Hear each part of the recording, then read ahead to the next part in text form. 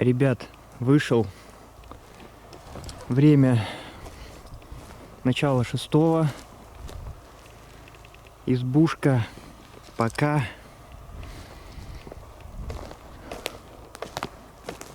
Собачки отдохнули, отъелись, набрались сил. Поэтому я полной надежды, что сегодняшний день будет нормальный. Рюкзак тяжеленный, тащу на себе, потому что впереди ждет ночевки 4, возможно.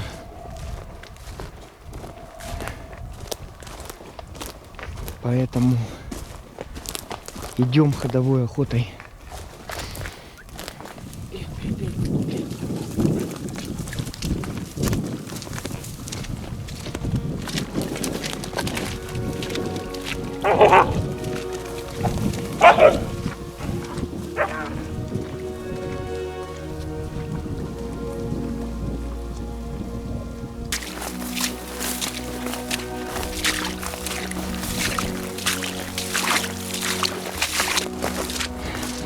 Друзья, первое озеро, от вершины которого мы пойдем влево на Серединное озеро. Ой, ощущение, душа поет просто. Такой простор. Вдаль уходят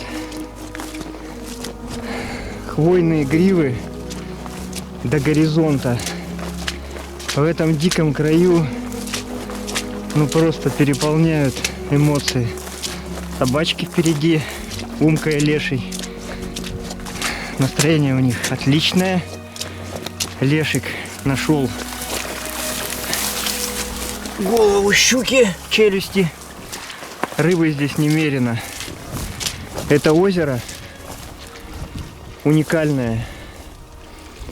Сюда в 70-х, 80-х, 70-х, наверное, годах приземлялся гидросамолет с учеными Союза Советских Социалистических Республик.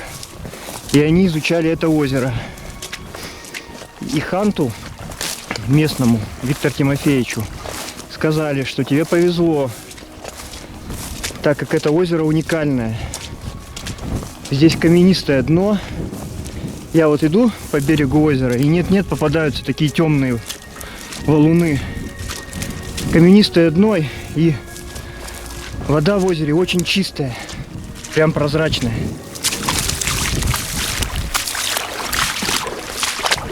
Рыбы здесь, ой, очень немерено. Очень большая, окунь крупный, щука крупная. Собачки вон куда-то ломанулись. Ну ладно, друзья, идем вперед навстречу приключениям.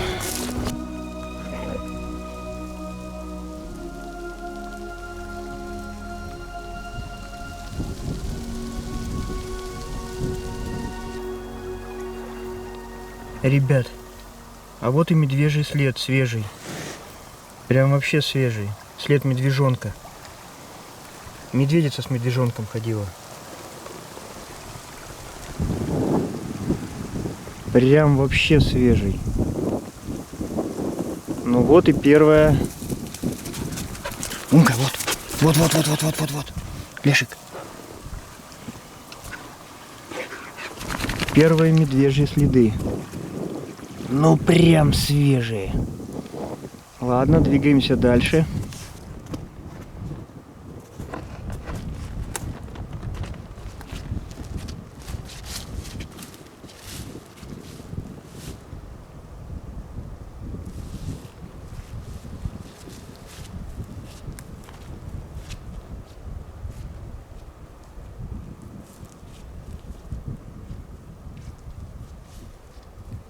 Ребят, а на озере-то галька есть. Смотрите, галечка какая. Какая галечка классная.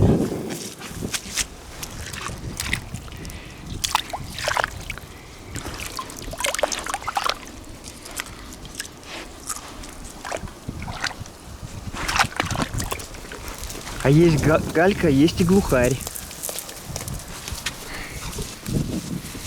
Значит, следики медвежьи, это медведица с медвежонком ходит по пляжу. Видимо, собирает то, что озеро выбрасывает на берег. Так. Ну, а мы сейчас будем отворачивать от этого озера и идти к вершине следующего. Ну что, ребятня, попрощаемся с озером. Озеро, пока!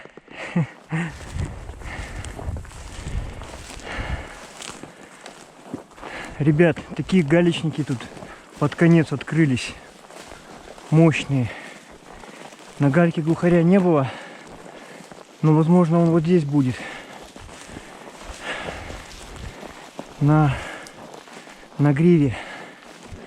Сейчас подойдем к ней, посмотрим, что нас ждет.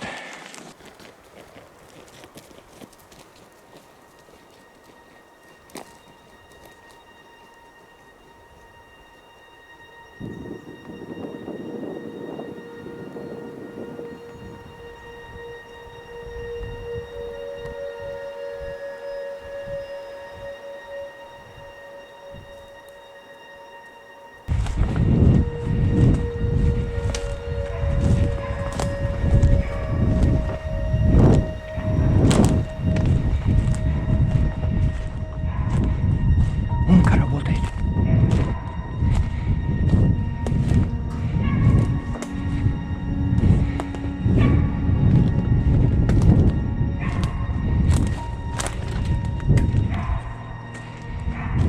Кого-то наверху.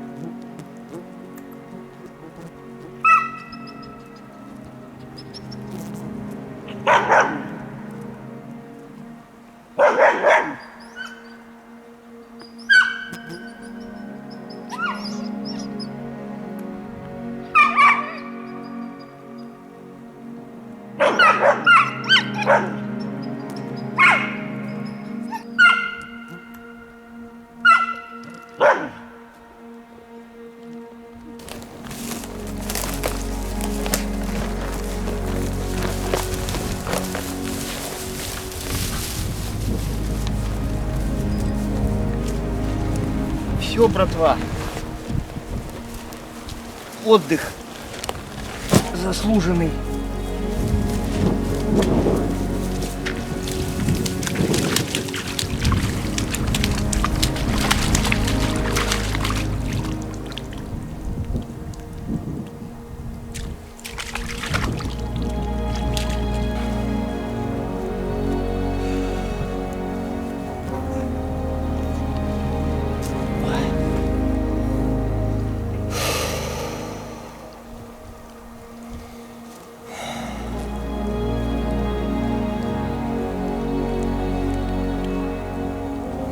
Братва, план такой.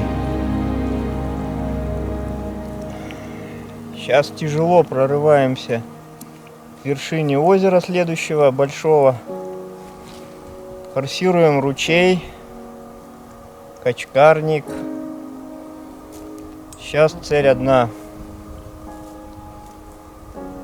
Выйти на следующее озеро, форсировав ручей. А для этого нам силы понадобятся.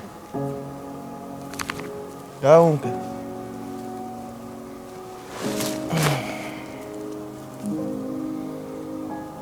Фух. Тяжелючий рюкзак.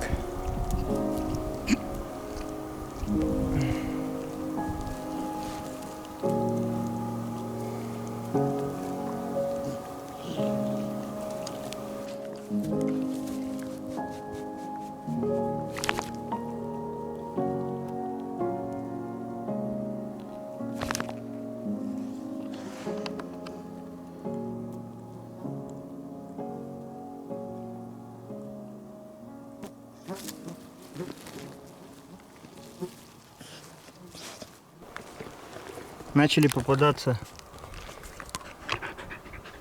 глухариный помет. Первая куча. Да, Лешек? Первая куча. А это значит что? А это значит, мы потихоньку приближаемся к глухариным местам. Но удивительно, глухарей пока не видели. А собственно, что удивительного? Мы режем от озера к озеру вот по такому вот лесу. Полугорелый бор.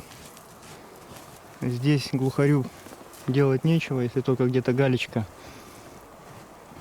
Галечники где-то рядышком может находиться внутри бора. Такое тоже может быть, потому что вот помет. Может здесь ток, таковище было. Может что, ну... Подойдем ближе ко второму озеру, к вершинке. Сначала к ручью, потом к озеру. Там уже глухаришка должен быть. Ждем Умку, ребят. Что-то она поиск увеличивает резко. Уже до 500 метров ходит. Вот боюсь, как бы она в пету не ушла. Компас еще только отлаживается. Так, ну, 536 метров. Видно, не видно.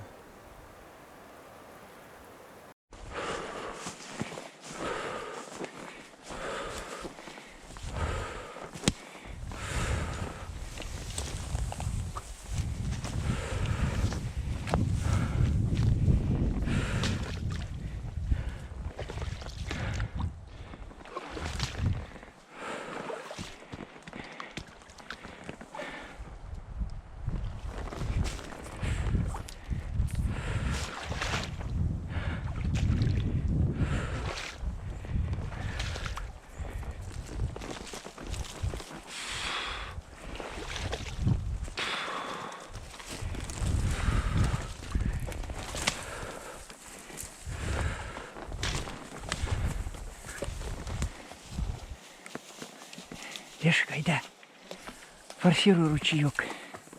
Чего опять задумала? Давай пошли уже. И так тебя не видно. Гонзаешь. Ребят, вот оно, святилище. Загадочный остров, который мы с Сергеем нашли и отправлялись сюда в экспедицию небольшую, чтобы вот открыть это место. Абсолютно круглая форма. И в центре этой круглой формы, болотиной, находится остров, в центре которого бьет ключ. И мы нашли тогда остатки какой-то древней цивилизации. Там видно обваловка, видно, что рубили когда-то давно. возможно, идолы стояли. Вот такое место. Таких больше нету, вот просто по спутнику. Я смотрел, вот прям святилище, в общем. Здесь очень красиво. Место такое энергетическое. Такой высокий берег вокруг этого острова. Высокая такая грива сосновая. Место такое светлое. Вон там зеленый подлесок. Возможно, тоже какие-то строения были очень-очень давно. В общем, обалденно.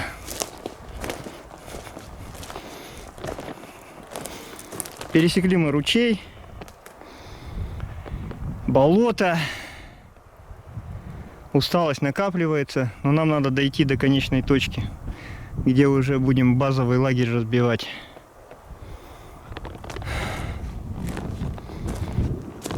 Умка постоянно в поиске. Он очень широкий у нее, где-то около полукилометра. Лешик иногда к ней присоединяется. В общем, пока идем. Надо показать Умке глухаря, и тогда она целенаправленно начнет его искать. Сейчас она пока целенаправленно ищет белку. Вот, белок мы не стреляем. Скоро уже надо будет наказывать за белку. Отучивать, потому что это не дело с таким поиском. Белочка просто умотает в хлам. Вот, смотрите, ребят. Вот он, красавец. Остров.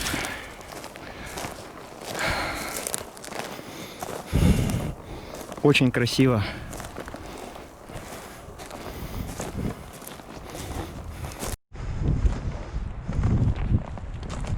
Ребят, глухарь сел.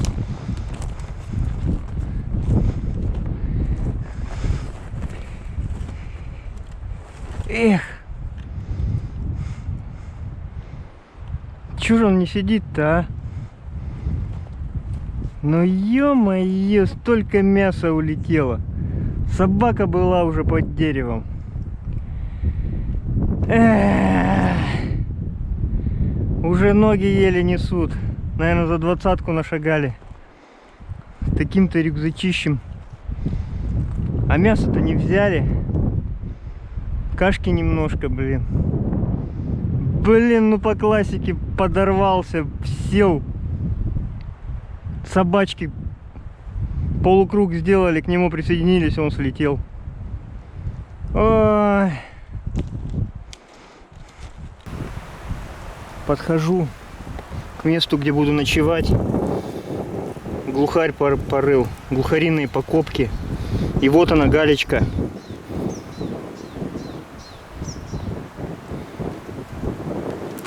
О, отлично. Кстати, вот на подходе к этим местам копылушку видел. Ну и глухаря, который поднялся и под собаками не стал сидеть. Ладно, тут осталось-то ерунда. Километр еще пройти и буду табориться. Ой, последние шаги на высотку. Ой. Есть, ребят! Озеро, вода есть. Ой, какое красивое место. Обалдеть. Я царь горы. Я царь горы.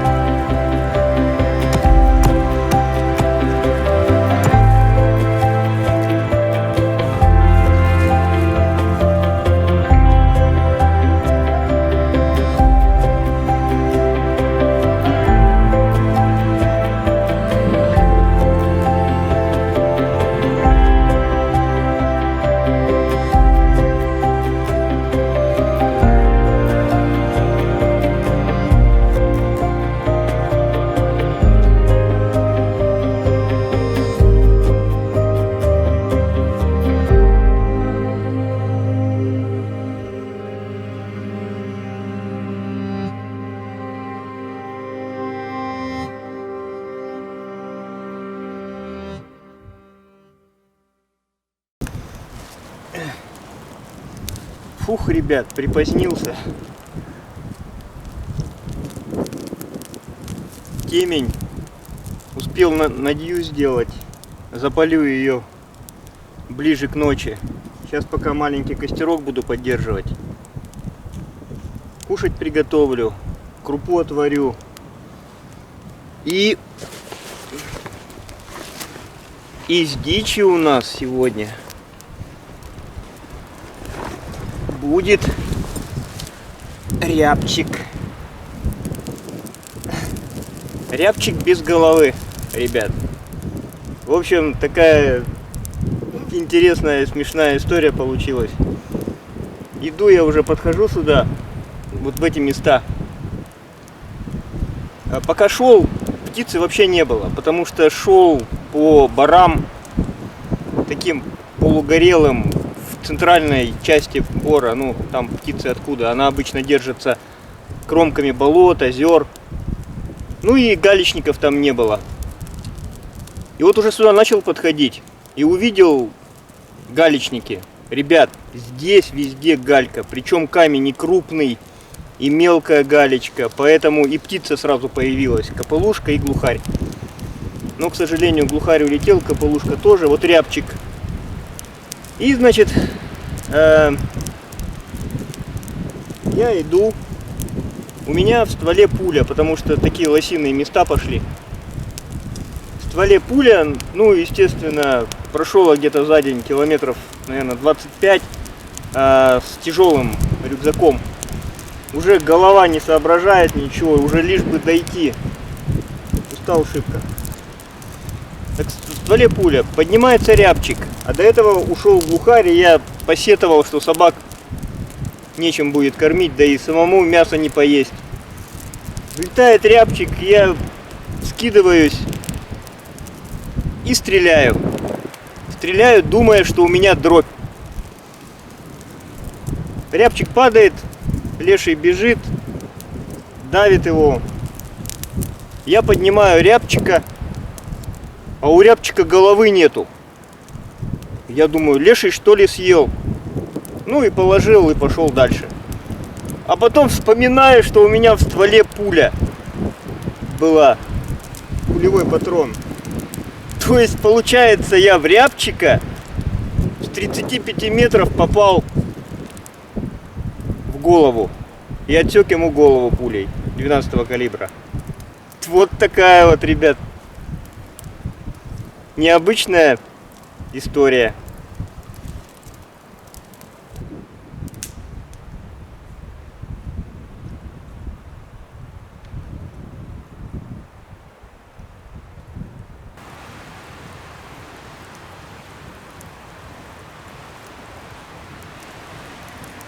Ребят, такое чувство обалденное. Прям жизнь ощущаю. Просто идешь. Идешь, куда глаза глядят. Останавливаешься там, где захотел. Переночевал и идешь дальше. В этих диких медвежьих глухариных местах. Просто какой-то кайф.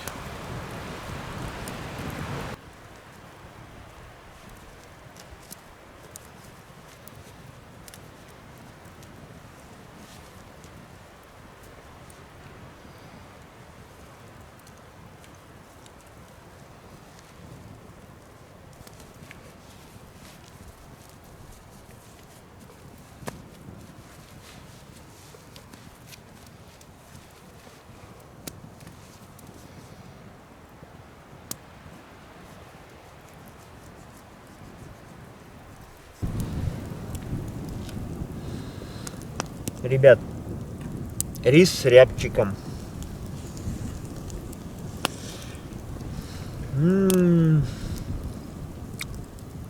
Наконец-таки горячая пища.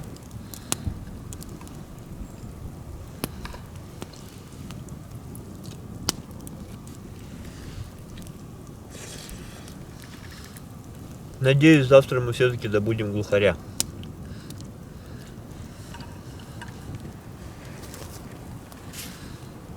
Собаки уже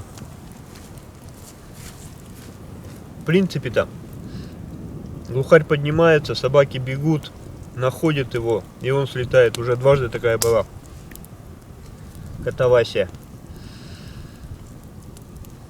Всего-то нужно, чтобы птица не слетела и собака начала отдавать голос. Добыть разок, и все. Умка включится. Лешик тоже азартный парень, но еще в развитии отстает-то как кобелек.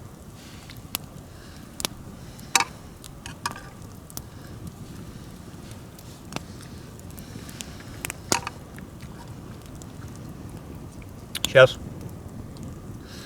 покушаю и где-то 9:30 Надю запалю. Надю. Таежники ласково обозвали этот костер женским именем. Немножко склонив, правда, это имя. Потому что этот костер греет охотника всю ночь. Я ночевал и в минус 30 градусов зимой. Классный, конечно, костер.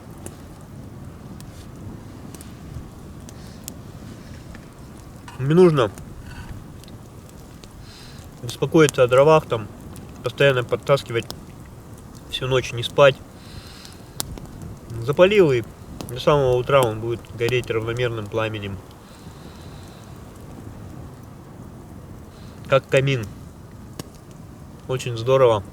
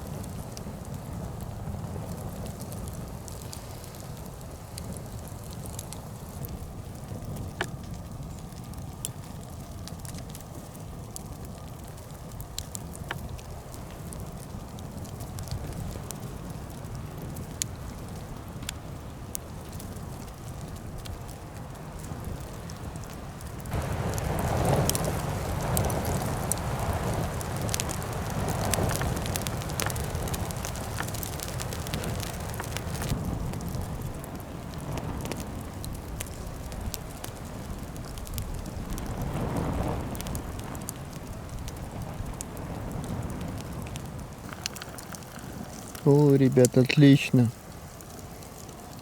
Шторку кинул. Уже не так жарко. Не обжигает.